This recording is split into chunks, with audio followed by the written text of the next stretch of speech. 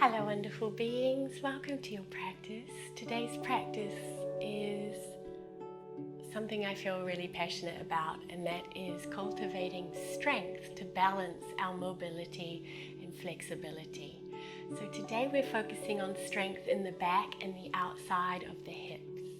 So the glutes, the external rotators and the TFL.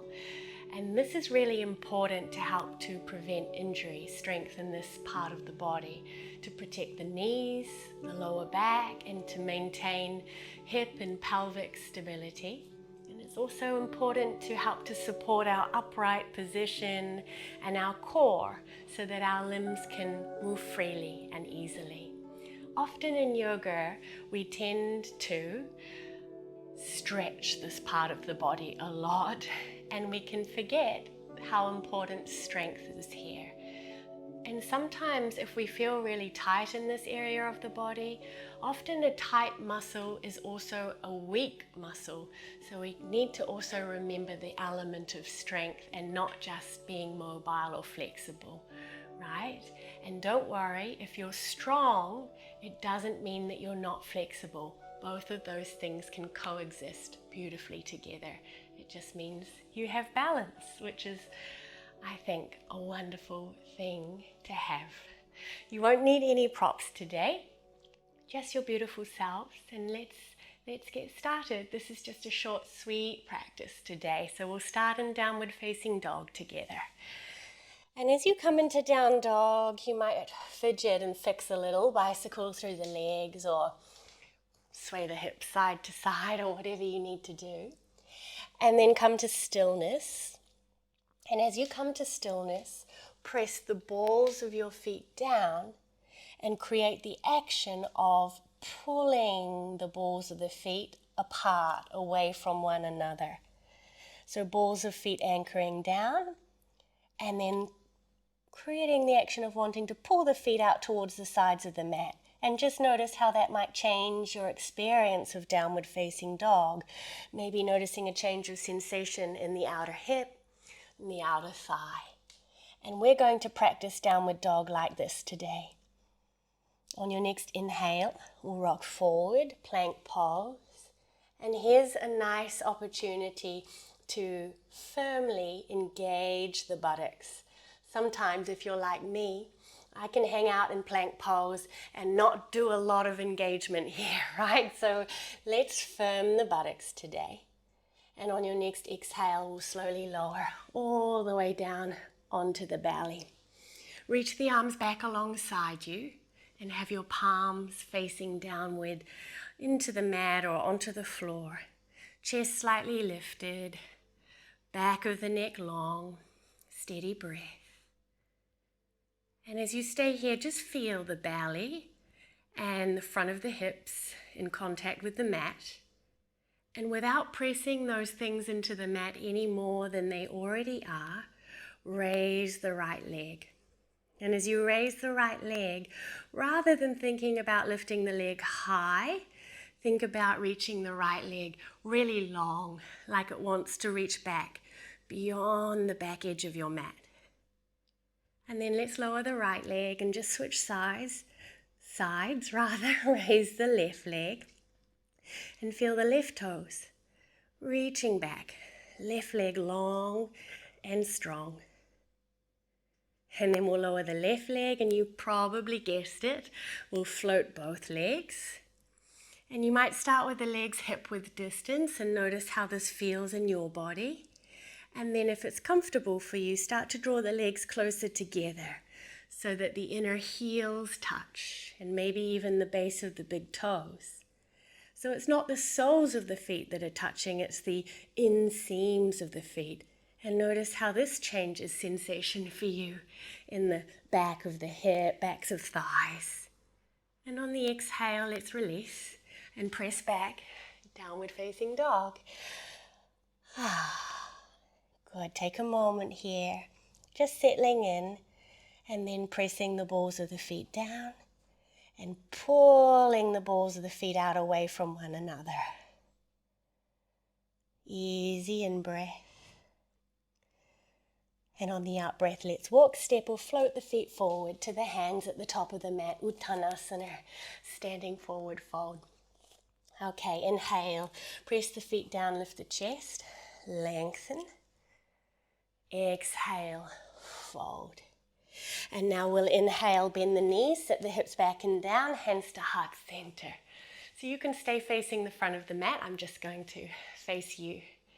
And as we sit the hips into Utkatasana, sometimes we practice this pose with the weight even over the feet.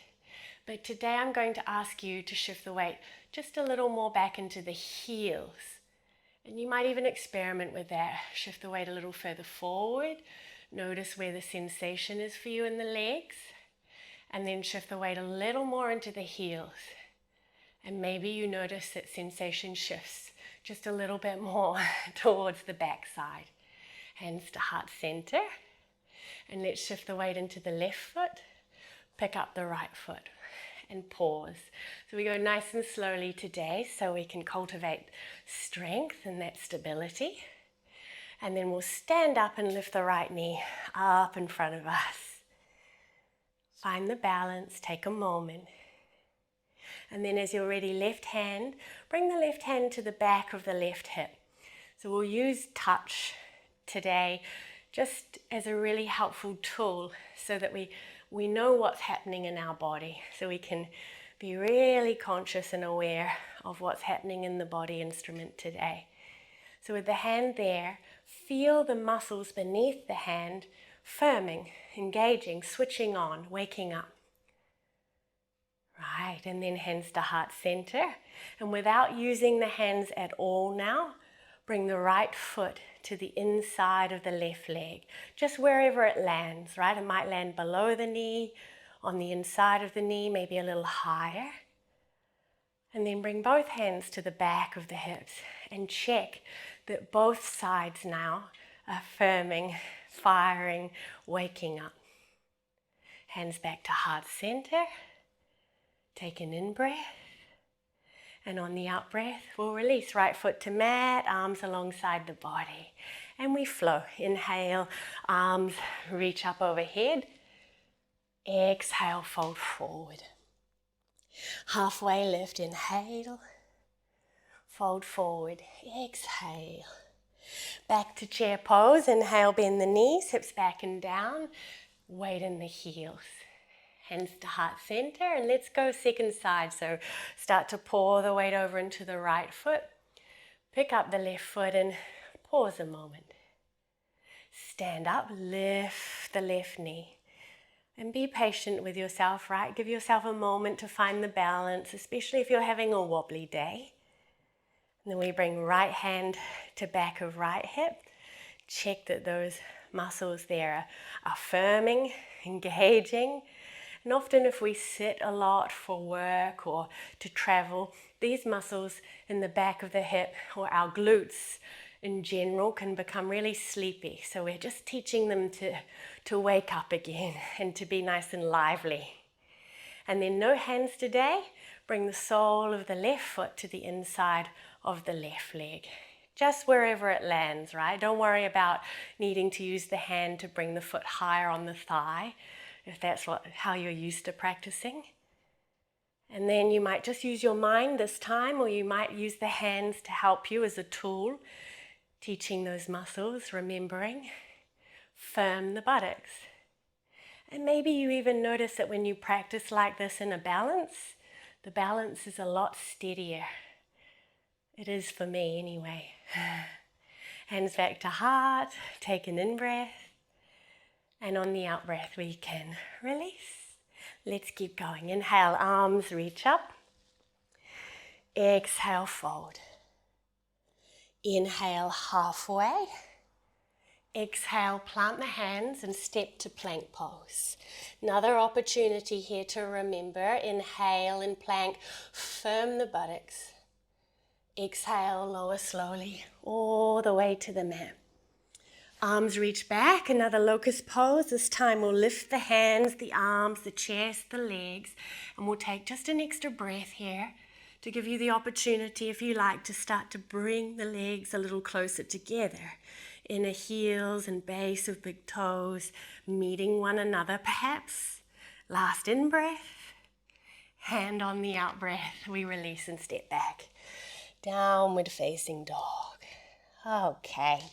So we'll do one more little bit of standing play together today. So inhale, raise the right leg, three-legged dog. Keep your right hip point facing straight down, back of the pelvis pretty level. And on the exhale, rock forward to a one-legged plank.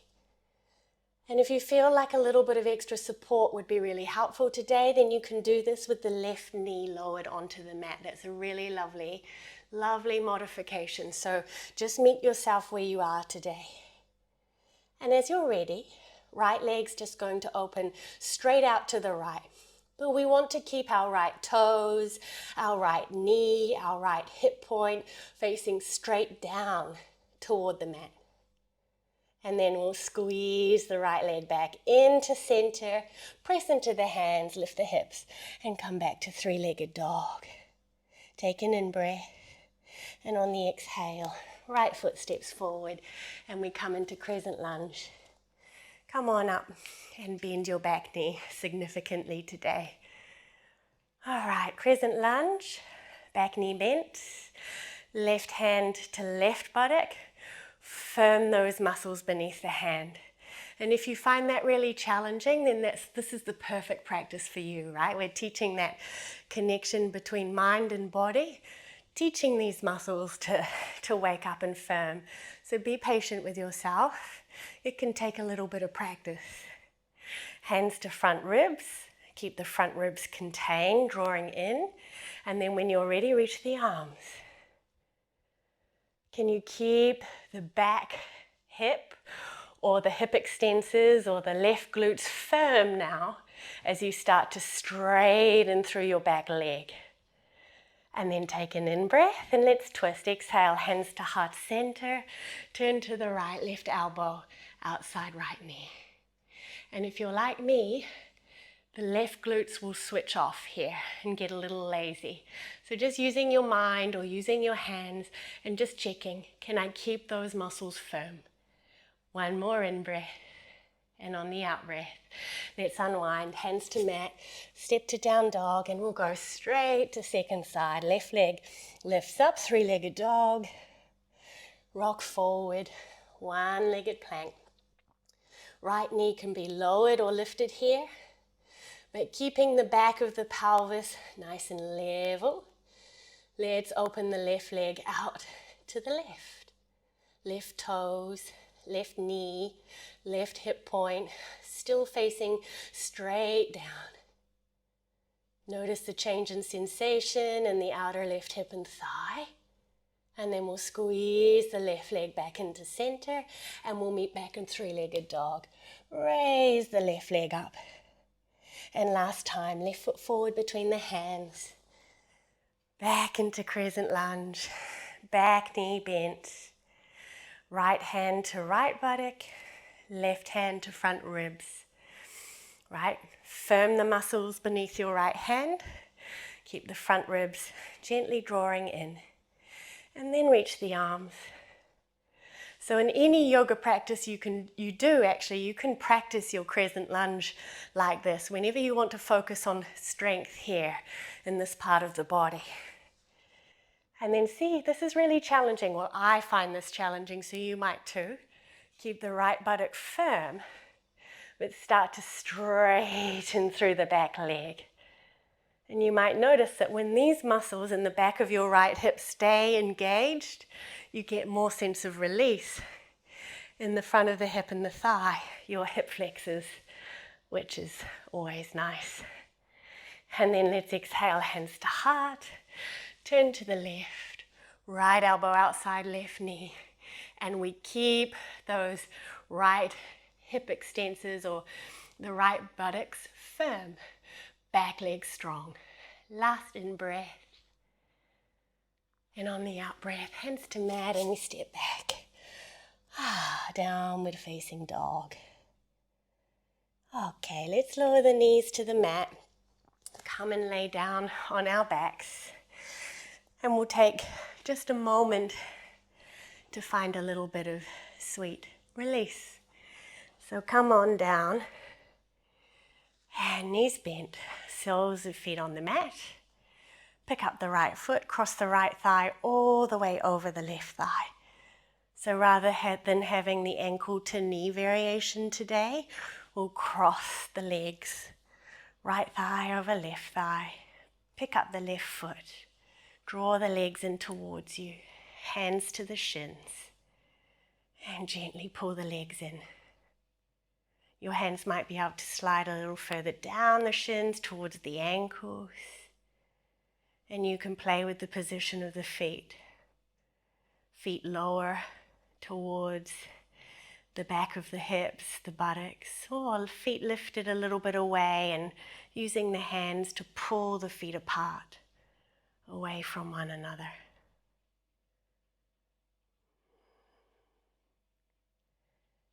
And next exhale, let's release and just switch sides, left thigh over right thigh. Draw the legs in, hands to front of shins,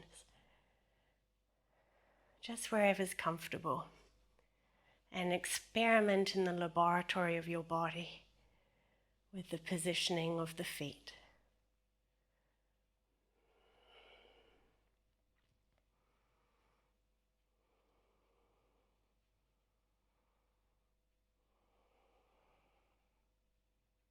On your next exhale, beautiful ones, let's let that go. Hug the knees into the chest a moment, maybe just a little rock side to side across the lower back. Right, we were engaging those muscles too in our locust pose, so that might feel pretty nice. And then you might take a moment to extend the legs out long and enjoy Shavasana, or you might just sweetly roll to a side with me and press yourself up to sit, and we'll close our practice together. If you're seated with me, you can lift the hands, fold the palms. Just a moment to acknowledge your practice and the efforts you made to be strong and to be well. Thank you for sharing your practice.